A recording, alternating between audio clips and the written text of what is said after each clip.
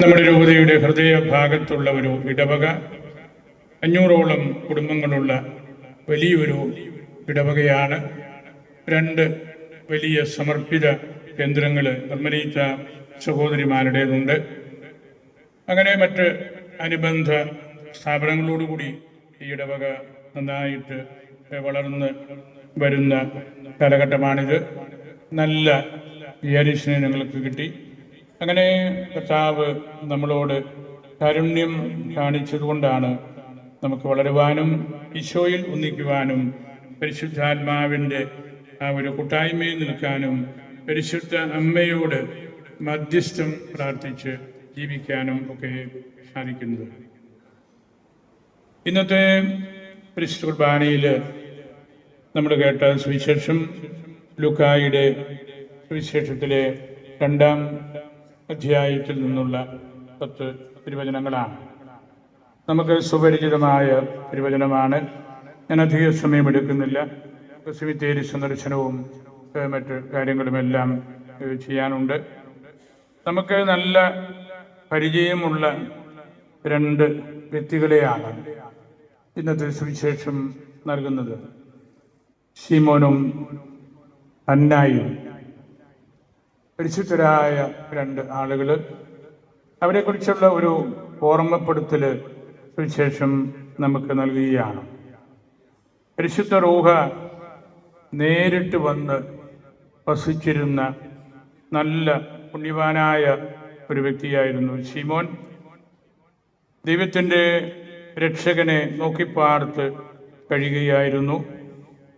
രക്ഷകൻ വരുമെന്നും ആ രക്ഷകൻ ലോകത്തെ മുഴുവനും സകല ജനങ്ങളെയും രക്ഷിക്കുമെന്നും പ്രാർത്ഥനാപൂർവം കരുതി പ്രാർത്ഥിച്ച് ജീവിച്ച വ്യക്തിയായിരുന്നു പ്രിയപ്പെട്ട ശിമോൻ. അതുപോലെ തന്നെയാണ് പ്രവാചകിയായ അന്നായും. 84 വർഷങ്ങളായിട്ട് നിരന്തരം ദേവാലയം വിട്ടുപോകാതെ ദൈവത്തെ സ്തുതിച്ചുകൊണ്ട് പ്രാർത്ഥിച്ചും ഉപവസിച്ചും കഴിഞ്ഞ ഒരു വിധവ, ഒരു സ്ത്രീ. അത് എല്ലാ സ്ത്രീകളുടെയും പ്രതിനിധിയാണ്, സഭയുടെ പ്രതിനിധിയാണ്. ദേവാലയം വിട്ടുപോകാതെ പ്രാർത്ഥിച്ചു നിൽക്കുന്ന ആ സ്ത്രീ സഭയാണ്. ഈശോയെ കയ്യിലെടുത്ത് ദൈവത്തെ സ്തുതിച്ചുകൊണ്ട് നിൽക്കുന്ന ശിമോൻ ലോകമെമ്പാടുമുള്ള പുരോഹിതന്മാരാണ്, അച്ഛന്മാരാണ്. അങ്ങനെ കർത്താവിനെ സ്തുതിച്ചും കർത്താവിനെ കരങ്ങളിൽ എടുത്തും നിൽക്കുന്ന 2 വ്യക്തികളെ നമ്മുടെ മനസ്സിലേക്ക് ഇന്ന് തിരുസഭ നമുക്ക് നൽകുമ്പോൾ അത് നമുക്ക് കൂടുതൽ സന്തോഷത്തിൻ്റെയും അഭിമാനത്തിൻ്റെയും എല്ലാം അവസരമാണ്. ഈ സുവിശേഷ ഭാഗത്തിൻ്റെ പശ്ചാത്തലം ഒരു നിമിഷം ഒന്ന് പറഞ്ഞുകൊള്ളട്ടെ. നമ്മുടെ കർത്താവിൻ്റെ മഹത്വപൂർണമായ ദേവാലയ പ്രവേശനത്തിൻ്റെ സ്മരണ പരിശുദ്ധ സുറിയാനി സഭ ഇന്നാണ് ആചരിക്കുന്നത്, ഓർമ്മിക്കുന്നത്. ഫെബ്രുവരി മാസം 2-ാം തീയതി. അത് ഡിസംബർ 25 ഈശോയുടെ പിറവി യൽദ തിരുനാളിൻ്റെ 40 ദിവസങ്ങൾ പൂർത്തിയാകുന്ന ഏത് ദിവസമാണോ അന്നാണ്. ഫെബ്രുവരി 2 ഇത്തവണ നമുക്ക് ഞായറാഴ്ചയാണ്. മായൽത്ത തിരുനാൾ എന്നാണ് സുറിയാനിയിൽ നമ്മുടെ പൂർവികർ ഇതിനെ പറഞ്ഞുകൊണ്ടിരുന്നത്. രക്ഷകനായ ഈശോയുടെ ജനനത്തിൻ്റെ 40-ാം നാളാണ്. മായൽത്ത എന്ന വാക്കിൻ്റെ അർത്ഥം പ്രവേശനം, എൻട്രി, എൻകൗണ്ടർ എന്നൊക്കെയാണ്. ഈശോയുടെ മാതാപിതാക്കള് ഈശോയെ ദേവാലയത്തിൽ കൊണ്ടുവന്ന് സമർപ്പിച്ച് കാഴ്ചവെച്ച ദിവസമായതുകൊണ്ട് കാഴ്ചവെപ്പിൻ്റെ തിരുനാളെന്നും ആദ്യകാലത്തൊക്കെ നസ്രാണികൾ, നമ്മുടെ പൂർവികർ ഇതിനെ വിശേഷിപ്പിച്ചിരുന്നു. കർത്താവിനെ, ഉണ്ണിയെ മാതാപിതാക്കൾ ദേവാലയത്തിൽ കൊണ്ടുവരുന്ന ആ ദിവസമാണ്. മായൽത്ത പ്രവേശനം, എൻകൗണ്ടർ എന്ന് പറയുന്ന ആ തിരുനാൾ. അതോടൊപ്പം തന്നെ ഇത് അമ്മയുടെ വിശുദ്ധീകരണത്തിൻ്റെ തിരുനാൾ കൂടിയാണ്. യഹൂദ പാരമ്പര്യമനുസരിച്ച്, നമ്മളും ക്രൈസ്തവ പാരമ്പര്യമനുസരിച്ച്, ഒരു സ്ത്രീ ഒരു കുഞ്ഞിന് ജന്മം നൽകുമ്പോൾ ഏതാനും നാളുകൾ പൊതുവായ കാര്യങ്ങളിൽ ഒന്നും ഇടപെടാണ്ടും ദേവാലയത്തിൽ പ്രവേശിക്കാണ്ടും മാറി നിൽക്കുന്ന ആ പതിവ് അമ്മയുടെ വിശുദ്ധീകരണത്തിൻ്റെ ദിവസം കൂടിയാണ് ഇന്നത്തെ ഈ മായൽത്തായിൽ തിരുസഭ ഓർക്കുന്നത്. മറിയത്തിൻ്റെ ശുദ്ധീകരണ തിരുനാൾ എന്നും അതിനെ പാശ്ചാത്യ സഭയും നമ്മളും എല്ലാം വിശേഷിപ്പിക്കുന്നുണ്ട്. ഗ്രീക്ക് പൗരസ്ത്യ സഭകളിൽ ഇതിനെ ഹൈപ്പ പാൻതർ, ഈസ്റ്റ് ഓഫ് എൻകൗണ്ടർ, കണ്ടുമുട്ടലിൻ്റെ ദിവസം എന്ന് ഗ്രീക്ക് ഭാഷയിലും പിന്നീട് അതേ വാക്ക് തന്നെ സുറിയാനി ഭാഷയിലും എല്ലാം ഉപയോഗിച്ച് നമ്മൾ കാണുന്നുണ്ട്. അങ്ങനെ ഈ രണ്ട് കാര്യങ്ങൾ, മായൽത്ത, അത് മാതാപിതാക്കൾ മകനെ, ഉണ്ണിയെ ദേവാലയത്തിലേക്ക് കൊണ്ടുവന്ന് ആ ദേവാലയ പ്രവേശനത്തിൻ്റെ ഏറ്റവും വലിയ അടയാളമായിട്ട് കരുതുന്നു. അങ്ങനെ ദേവാലയത്തിലേക്ക് കൊണ്ടുവന്നപ്പോൾ ദേവാലയത്തിൽ ഈ മാതാപിതാക്കളെയും ഈ കുഞ്ഞിനെയും നോക്കി പാർത്തിരിക്കുന്ന ശീമോനെയാണ് ഇന്നത്തെ സുവിശേഷം നമുക്ക് പറഞ്ഞു തരുന്നത്. ഈ തിരുക്കുടുംബം യഹൂദ ആചാരപ്രകാരമുള്ള എല്ലാ ചിട്ടകളും പാലിച്ചു പോന്നവരാണ്. യോസേപ്പും മറിയവും നിരന്തരമായിട്ട് സിനഗോഗുകളിലും ദേവാലയത്തിലും പോവുകയും പ്രാർത്ഥിക്കുകയും ചെയ്തിരുന്നു. അതിൻ്റെ പരിണിതഫലമായിട്ടാണ് ഈ കുഞ്ഞിനെയും കൊണ്ട് അമ്മയുടെ ശുദ്ധീകരണത്തിനും ഈശോയുടെ മായൽത്തായിക്കുമായിട്ട് അവർ ജെറൂസലത്ത് ദേവാലയത്തിൽ പള്ളിയിൽ ചെന്ന് കയറിയത്. അപ്പോൾ ശിമോനെ കാണുകയും ശിമോൻ ആ കുഞ്ഞിനെ വലിയ കൗതുകത്തോടുകൂടി കരങ്ങളിൽ എടുത്ത് ദൈവത്തെ വാഴ്ത്തുകയും ചെയ്യുന്ന സംഭവമാണ്. ശിമോന് അവിടെ പറയുന്ന വാക്കുകൾ വലിയ പാട്ടാണ്, കീർത്തനമാണ്. അത് ലത്തീൻ ഭാഷയിൽ നുങ്ക് ദിമിറ്റിസ്, ഇപ്പോൾ എന്നെ വിട്ടയച്ചാലും എന്ന ഹെഡിങ്ങിലാണ് കിടക്കുന്നത്. ലോകം മുഴുവൻ അറിയപ്പെടുന്നതും ശീമോന്റെ കീർത്തനം ആ തരത്തിലാണ്. നുങ്ക് ദിമിറ്റിസ്, ഇപ്പോൾ എന്നെ വിട്ടയക്കണമേ. അതിൻ്റെ കാരണങ്ങളെല്ലാം അവിടെ പറയുന്നുണ്ട്, ഞാൻ ആവർത്തിക്കുന്നില്ല. അദ്ദേഹം നോക്കി നിൽക്കുകയായിരുന്നു. ആത്മാവ് അദ്ദേഹത്തിൻ്റെ മേലുണ്ടായിരുന്നു. ആത്മാവാണ് അദ്ദേഹത്തെ ദേവാലയത്തിലേക്ക് കൊണ്ടുവന്നത്. കുഞ്ഞിനെ കണ്ടപ്പോൾ തന്നെ ശിമോൻ കയ്യിലേക്ക് വാങ്ങിച്ചു. അങ്ങനെ കുഞ്ഞിനെ കയ്യിൽ പിടിച്ചുകൊണ്ട് നടത്തുന്ന ആ വാഴ്ത്തലാണ് നുങ്ക് ദിമിറ്റിസ്. ഞാൻ ഇതുവരെ മരിക്കുകയില്ലായിരുന്നു. ദൈവം എന്നോട് പറഞ്ഞിട്ടുണ്ടായിരുന്നു, ഈ കുഞ്ഞിനെ കാണുന്നിടം വരെ, കരങ്ങളിൽ സ്വീകരിക്കുന്നിടം വരെ നീ മരിക്കുകയില്ലായിരുന്നു. അങ്ങനെ ദൈവത്തെ നോക്കിപ്പാർത്തിരുന്ന് സ്വന്തം കരങ്ങളിൽ ഉണ്ണിമിശിഹായെ എടുത്ത് വാഴ്ത്തി നിൽക്കുന്ന ശിമോൻ നമ്മൾ ഓരോരുത്തരും ആയിരിക്കണം. സത്യവിശ്വാസത്തിൽ ഈശോയോടുള്ള ആ ഒരു വലിയ ഭക്തിയിൽ, പരിശുദ്ധ അമ്മയോടുള്ള ഭക്തിയിൽ നമ്മൾ ദേവാലയത്തിൽ ആയിരിക്കുമ്പോൾ നമ്മുടെ കരങ്ങളിലും ഹൃദയത്തിലും നാവിലുമെല്ലാം ഈശോ ഉണ്ട്, അല്ലെ ഈശോയെ നമ്മൾ സ്വീകരിക്കുന്നുണ്ട് എന്ന ആ കാര്യം നമ്മൾ തിരിച്ചറിയണം. അത് നമ്മുടെ ജീവിതത്തിൻ്റെ മാർഗരേഖയാണ്. അത് നമ്മൾ സ്വന്തമാക്കുമ്പോൾ പിന്നെ ഒന്നും നമുക്ക് ആവശ്യമില്ല. നുങ്ക് ദിമിറ്റിസ്, രക്ഷകൻ കരങ്ങളിൽ വന്ന് വീണപ്പോൾ പിന്നെ ഒന്നും ആവശ്യമില്ല, ഒന്നും പിന്നെ ആഗ്രഹിക്കാനില്ല. എല്ലാം അതിനകത്തുണ്ട്. അമ്മയാണ് തൊട്ടടുത്ത് നിൽക്കുന്നത്. അമ്മയാണ് ശിമോന്റെ കരങ്ങളിലേക്ക് ഉണ്ണിയെ കൊടുത്തത്. അതിനേക്കാൾ വലിയൊരു എൻകൗണ്ടർ, ഒരു മയൽത്ത ഒരു വ്യക്തിക്ക് ജീവിതത്തിൽ ഒരിക്കലും കിട്ടാനില്ല. അത്ര വലിയ സൗഭാഗ്യമാണ്. നമ്മളും ഒരു പരിശുദ്ധ കുർബാനയിൽ ആയിരിക്കുമ്പോൾ. തോമസ് അക്വിനാസ് ലോകം കണ്ട ഏറ്റവും വലിയ പണ്ഡിതനായിരുന്നു. അദ്ദേഹത്തോട് ദൈവത്തിൻ്റെ ആത്മാവ് പ്രത്യക്ഷപ്പെട്ട് ഒരിക്കൽ ചോദിച്ചു, നീ എന്നെക്കുറിച്ച് ഒരുപാട് കാര്യങ്ങൾ എഴുതിയിട്ടുണ്ടല്ലോ, സുമ്മ തിയോളജിയെ, ദ ഹയസ്റ്റ് തിയോളജി, ഏറ്റവും വലിയ ദൈവശാസ്ത്രം എന്ന് സഭ അംഗീകരിച്ചിരിക്കുന്ന അദ്ദേഹത്തിൻ്റെ പുസ്തകത്തെയാണ്. അദ്ദേഹം അതിന് മറുപടിയായിട്ട് പറഞ്ഞത്, നോൺ നീസി തേ ഡോമിനെ, നീ അല്ലാതെ മറ്റൊന്നും എനിക്ക് ആവശ്യമില്ല.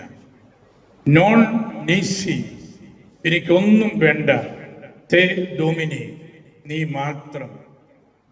നല്ല ഒരു സത്യവിശ്വാസിയുടെ എന്നും നിലനിൽക്കുന്ന ഒരാഗ്രഹവും വിശ്വാസ പ്രഘോഷണവും ഇതുതന്നെ ആയിരിക്കുമെന്നാണ് എൻ്റെയും പൂർണ്ണമായ വിശ്വാസം. നമുക്ക് മറ്റൊന്നും ആവശ്യമില്ല. ഈശോ കൂട്ടത്തിലുണ്ടെങ്കിൽ ആരും നമ്മളെ കീഴ്പ്പെടുത്തുകയില്ല. പരിശുദ്ധ പിതാവ് കർത്താവിൻ്റെ ജനനത്തിൻ്റെ 2025 വർഷം, ഈ വർഷം ജൂബിലി ആയിട്ട് പ്രഖ്യാപിച്ചപ്പോഴും പരിശുദ്ധ പിതാവ് നമ്മോട് പറഞ്ഞത്, പ്രത്യാശ നമ്മെ നിരാശപ്പെടുത്തുന്നില്ല. ഏത് പ്രതിസന്ധികൾ വന്നാലും, ആര് എതിർത്താലും, എന്ത് രോഗം വന്നാലും പ്രത്യാശ നമ്മെ നിരാശപ്പെടുത്തുന്നില്ല. ദൈവത്തിൻ്റെ വീട്ടിലേക്കാണ് എനിക്ക് പോകേണ്ടത്, മോക്ഷമാണ് എൻ്റെ വീട് എന്ന ആ ഒരു വലിയ ചിന്തയിൽ നമ്മൾ ജീവിക്കുമ്പോൾ ആർക്കും നമ്മളെ കീഴ്പ്പെടുത്താൻ സാധ്യമല്ല. അതിനുവേണ്ടി നമ്മൾ നിരന്തരമായിട്ട് ദൈവത്തിൻ്റെ വചനം കേൾക്കണം. ശിമയോൻ അല്ലെങ്കിൽ ശിമോൻ എന്ന വാക്കിൻ്റെ അർത്ഥം കേൾക്കുന്നവൻ, അനുസരിക്കുന്നവൻ എന്നൊക്കെയാണ്. കേൾക്കുന്നവൻ, ദൈവത്തിൻ്റെ വചനം കേൾക്കുന്നവൻ, ദൈവത്തിൻ്റെ വചനം അനുസരിക്കുന്നവൻ. പരിശുദ്ധ അമ്മയും അങ്ങനെ ആയിരുന്നല്ലോ. അമ്മ വചനം കേട്ടു. പിന്നീട് വേദശാസ്ത്രികൾ പറഞ്ഞു, കേൾവി ഗർഭധാരണമാണ്. അമ്മ കേട്ട വചനം, അമ്മ വചനത്തെ ഗർഭം ധരിച്ച് പ്രസവിച്ചു. കേൾവി ഗർഭധാരണമാണ്. നല്ലതുപോലെ നമ്മൾ തിരുവചനം കേട്ടാൽ അതിൻ്റെ ഫലങ്ങൾ നമുക്ക് വാക്കുകൾ കൊണ്ട് പറഞ്ഞ് തീർക്കാവുന്നതല്ല. അത്രമാത്രം നമുക്ക് അത് ജീവിതത്തിൽ ആർക്കും നൽകുവാൻ, പങ്കുവയ്ക്കാൻ തരത്തിലുള്ള പുണ്യപ്രവർത്തികളിലേക്ക് നമ്മെ എത്തിക്കും. അതുപോലെ തന്നെയാണ് പരിശുദ്ധയായിരുന്ന കന്ദീഷ്ട അന്ന, പരിശുദ്ധയായിരുന്ന അന്ന. എന്തു നല്ല വാക്കുകളാണ് അന്ന ഈ പുണ്യയെക്കുറിച്ച് പറഞ്ഞത്. മറിയത്തെ ശരിക്ക് ഒരുക്കിയത് ശിമോനായിരുന്നു. ശിമോൻ പറഞ്ഞല്ലോ, നിന്റെ ഹൃദയത്തിലൂടെ ഒരു വാള് കടക്കും, ഒരു കുന്തം കടക്കും.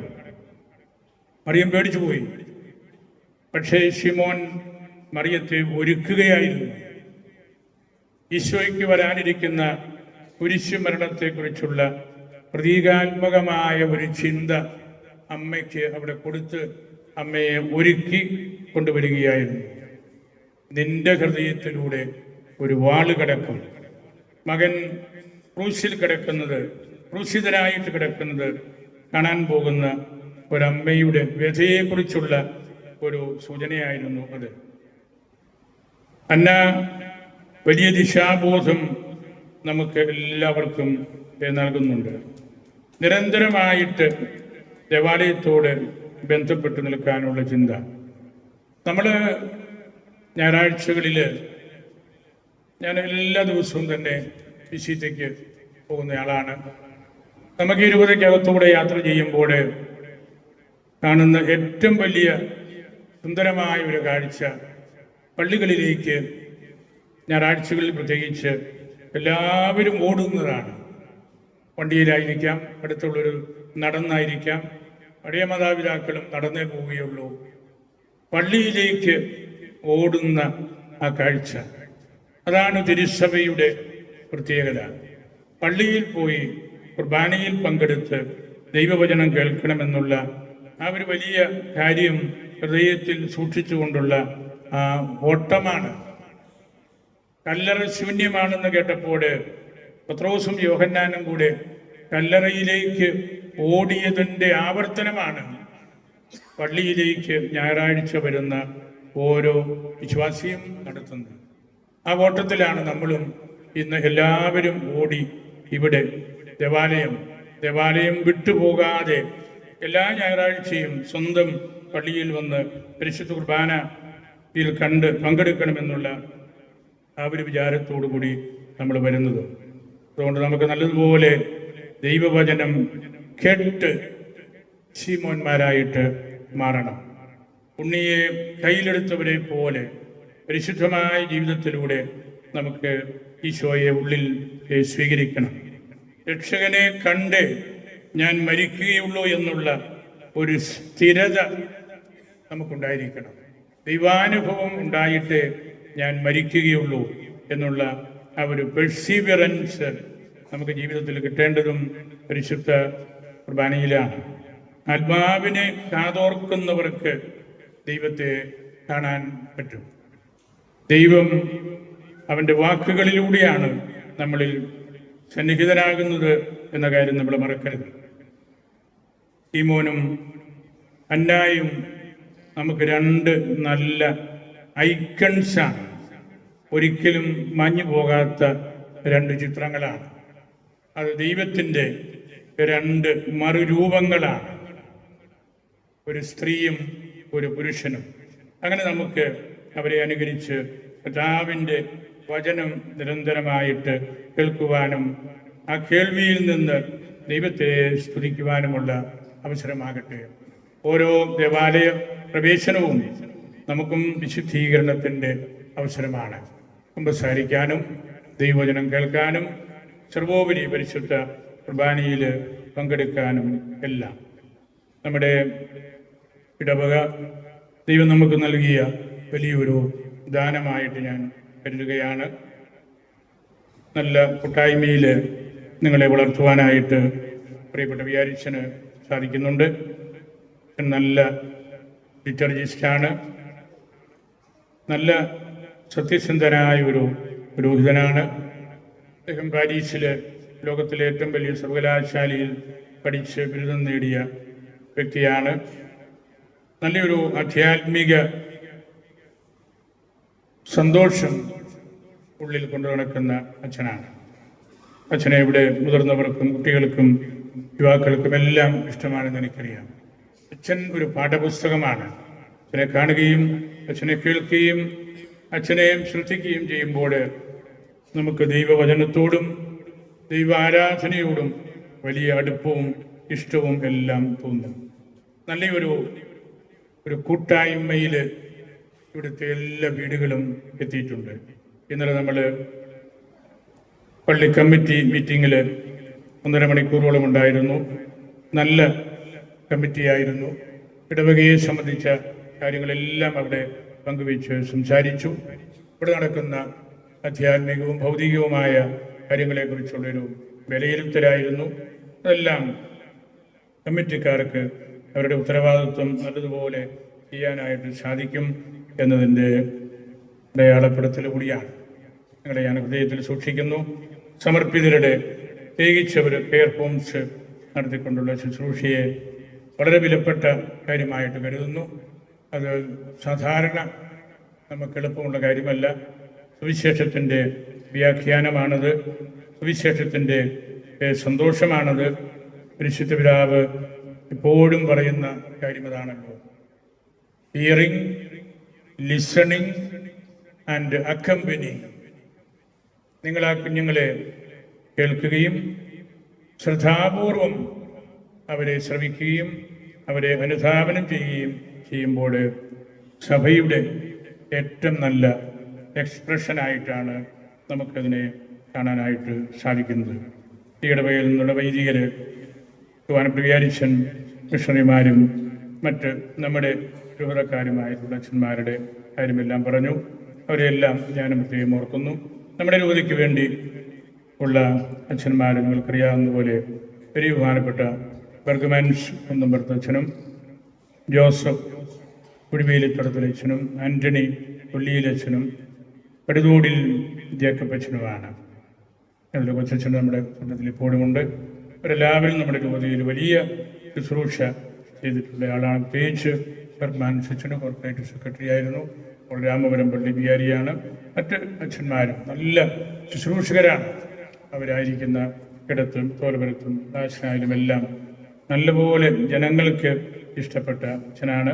ബർഗ്മാൻസിൻ്റെ സഹോദരൻ മിസ്റ്റർ ജസ്റ്റിനാണ് നമ്മുടെ മെഡിസിറ്റിയുടെ CEO. അങ്ങനെ ഈ ഇടവക രൂപതയുടെ വലിയ കാര്യങ്ങളുമായിട്ട് നല്ല അച്ഛന്മാരെയും അൽമായിരെയും നൽകി ദൈവം കാത്തു സൂക്ഷിക്കുന്നു എന്ന കാര്യം കൂടി ഞാൻ ഹൃദയത്തിൽ ഓർക്കുന്നു. ഞങ്ങളെല്ലാവരെയും മാറിയ വിശേപ്പനും പരിശുദ്ധ അൽഫോൻസാമയ്ക്കും സമർപ്പിച്ച് എൻ്റെ വാക്കുകൾ